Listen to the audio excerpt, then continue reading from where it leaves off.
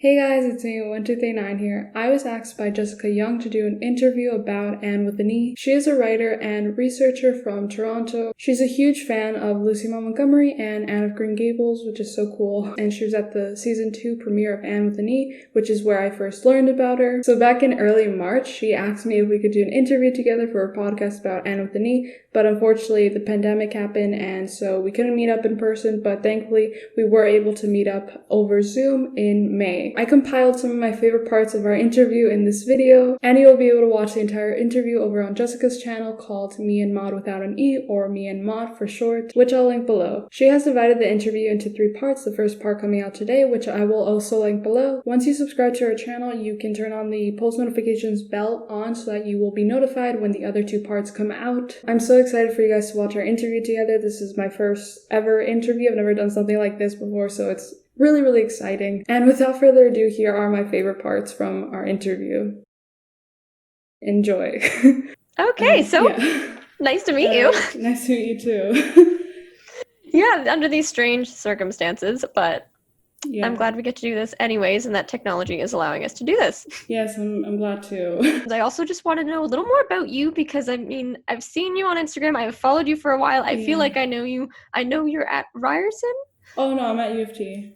Oh, U of T? Yeah. I thought you were at Ryerson. No. You just seem to be around Ryerson a lot. Okay, I do go quite a bit there. So are you in film or? Yeah, so I'm doing a double major in English and film studies. I was originally doing history and Latin American studies, like a minor in both, and then English was always like the thing I wanted to pursue. But then just this last year, I switched to film just because it was mainly because I think of the show in a way, because like I really enjoy like analyzing and theorizing and watching the TV show as like from the point of view of like film and stuff. I don't know. And also because of my channel, like I love editing and I like looking at other people discuss different like shows and movies. That's so cool. Because like, did you discover the show first and then decide like you loved it so much you just wanted to talk about it, or how did that come about? Yeah, so at the time, like there was this other show I was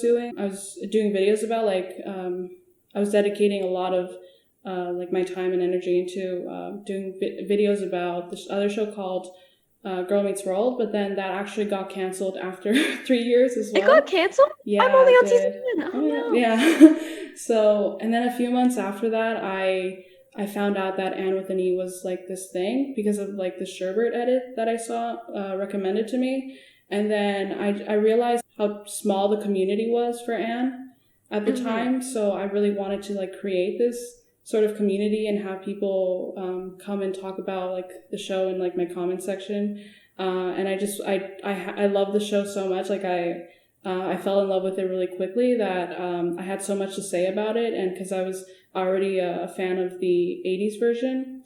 So yeah. I just had so much to say that I didn't get to say like before, I guess. So yeah. Yeah, the 80s version seems to be like the golden standard for most Anne adaptations, I find, and it's funny because I agree with it to a point, but then I don't know if you've seen the third adaptation or like the third movie, and I was like, what did you do? You brought Anne to the front lines of World War I? Like, what? Why? I mean, because Rilla of Ingleside was one of my favorite books. I'm still like, why is that not some sort of film or TV adaptation yet? Like, there's some of the Montgomery books, which is also funny that you say there was like such a small community, because I felt the same way about Montgomery. Like the author, I was like, why is there just such a select few people that know that she's even the author? Right. Meanwhile, like Anne is so well known, so I've always been like trying to figure out a way to bridge that gap of like there's a huge like academic focus on her, but not a lot in like pop culture realm. So I mean, even when I tell my friends, they're just rolling their eyes at me all the time, like, oh, Jess and her Anne, and I'm like, no, it's Lucy Maud Montgomery, and Anne and Emily and so and so. It's just, it goes on. Right. Just last year I picked up this this biography about Lucy Maud Montgomery. I forgot who wrote it. Liz Rosenberg, I think. That's the one I have. I haven't like fully opened it yet. Like I've had it sitting on my shelf. It looks so pretty, and I'm like, I'm gonna read that one day on a special day. Hasn't come yet. I read that over the summer, and I just got so invested in Maud's life and like finding similarities between her and Anne, and then like searching up like where she's been to, especially because she lived in Toronto for like the later parts of her life, and just like finding really cool things about that. Are there any instances where you prefer the book version of events to the series? I think, there's, especially I think the relationship between Anne and Gilbert. I really enjoy slow burn relationships, so I think, unfortunately, because of the show ending so soon, they weren't able to kind of flesh out their story more. And I really like that, knowing that the book kind of takes them at a slower pace throughout their relationship. Do you have any theories as to why the show has been canceled? I've heard a few. There was one that recently came up in the fandom about how Sullivan is suing or has sued Northwood Entertainment because of how they, I guess, took inspiration or copied some of the scenes or details from the show. Like, that's the main theory that I've heard so far. I remember CBC released something about how the show isn't doing as well in Canada, especially in like this in their target demographic, which was like 24 to 50 or something like that, which I found kind of strange because I think there's a lot of people like of all ages watching the show. But yeah, I think it mostly just has to do with money and how Netflix was their like main partner. If they're not willing to renew the show, then it's kind of hard to continue doing a show about a period piece when it's so expensive to fund. Do you think any other network would pick it up, or that CBC would somehow miraculously keep it going? I would hope that another network would kind of help pick it up, but I'm not really sure which one. I've heard a few like Disney Plus or that would be Amazon. Yeah, I would hope that the show would go to an appropriate network. I would actually much prefer that Netflix continues it, just because it's always been that way, and it's and they're able to release it internationally all at once, and it would be really nice for them to continue the show. But yeah, the international aspect I think is really important when it comes to Anne, and it always has been, and it's something that people kind of just go, yeah, that's nice, but they don't really look into why. And I find it just mind-boggling that no one finds it strange that like people all over the world are in like have fallen in love with this Canadian redhead character from a small little island. Like, it's just crazy to me that no one thinks that, oh yeah, we should like dig deeper into this. I also wanted to go back to the demographic and the target demographic that they were, I suppose, surprised about. yeah, Because I remember when I attended the premiere event, and I think you were there as well, yes. although I didn't know you. Yeah. But this was for season 2 at Young Dundas. And I was so surprised because I had in my head, because I've been studying like academically for so long, and a lot of the academics are like pushing 80. So I'm like the young one, and I've always felt like, why aren't more people my age interested? I really wish they were. And then I show up to this event and I realized that it was all like 16 to say like 22-ish, not all, but most. And I was just so happy. I was like, wow, young people really do care. I felt the same way. I went to this ballet, and most of them were like older people with their kids, but like no one really my age. But when I went to the premiere, I saw that like kind of like the complete opposite, where it was mostly teenagers and young adults, and I found that really really cool, just to have people my age to talk to and fangirl about the show with. Can you like shed some light on like how you discovered the fandom and like what it's like? What is it? Yeah, so when I first started watching the show, it was in like probably June or July of 2017, and at the time there was more of a community on Instagram than there was on Twitter. One of the reasons why the show kind of blew up in the first season was because people were editing Anne and Gilbert together a lot. So I started seeing like edits of Sherbert on Instagram. Then because there wasn't that much of a community on Twitter or on YouTube. When I started making videos, I started seeing more of people like talking about the show on all like platforms. But then when season 2 came, that like expanded the fandom even more. Like more people started watching the show, but I couldn't understand how big the fandom was getting. I think until the cancellation, or probably just right before season 3 came out, because I started seeing like the views on my videos increase a lot. But yeah, probably after season 3 was canceled is when I realized how mainstream the show has gotten. And people still talk about it every day. It's crazy. Like every time I go on Twitter, I just see people talking about like the latest news. Do you think they knew that season 3 would be the last one, at least with CBC and Netflix? I heard there was a podcast that AnnewithanE did recently where she kind of talked about that, and she said that some of the actors were contracted for 4 seasons, but some of them weren't, and so season 4 was, I guess, more of an optional thing. And so she said that she felt like she felt very positive about getting a season 4, while a lot of the other cast and crew didn't.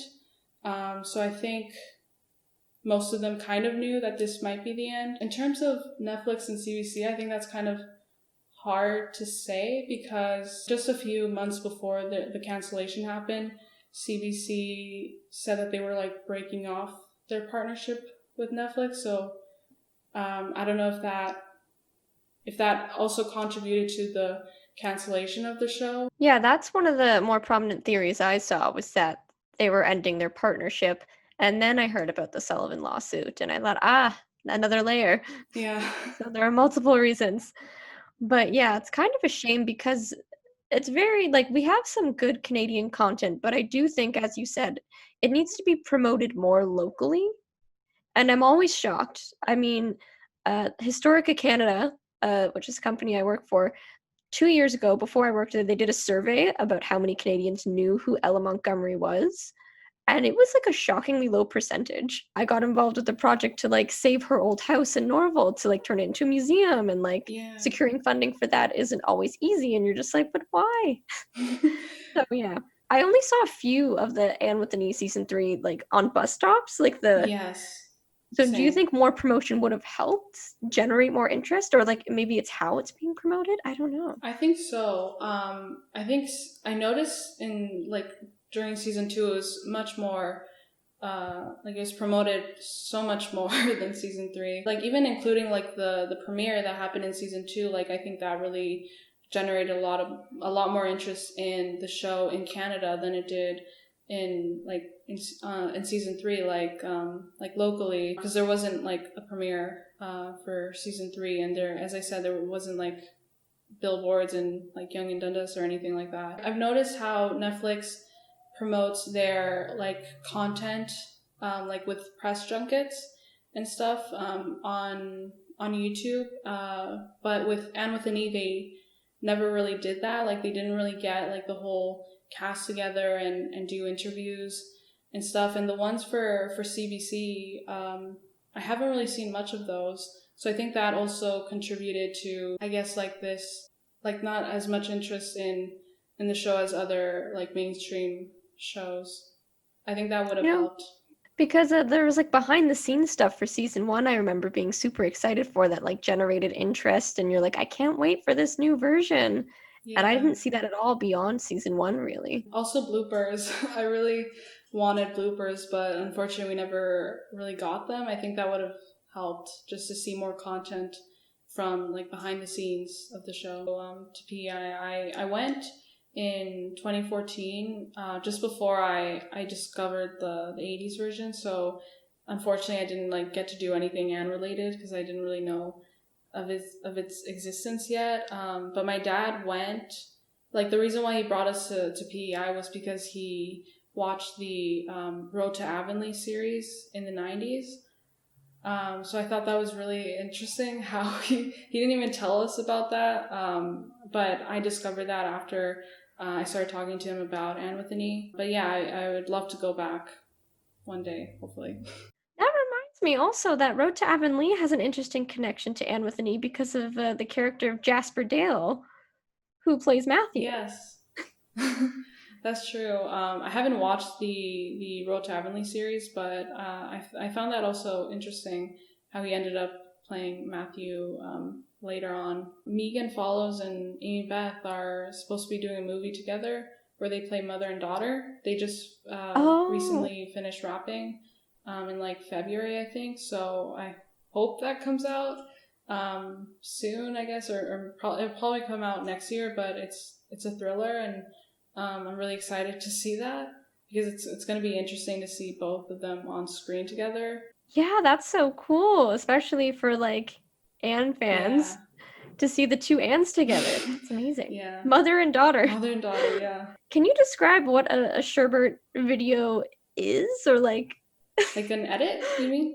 Yeah, like what's an edit? Like Oh, okay. I guess it's not that hard to explain, but I've never really known how to put it into words. I guess it's just it's like a compilation of scenes, and you add like coloring and effects, transitions and all that stuff. You have like usually it's like an iconic song that everyone like uses. It's really romantic. That kind of like works as like a promotion for the show. Like a lot of people nowadays find a lot of like mainstream shows that are usually on Netflix because of like edits that people make. That's how I found the show, and I know that's how a lot of other people found AnnewithanE. And even if they hadn't like heard about the book or other adaptations previously, they really just enjoy the edits, I guess, like the chemistry between the two actors.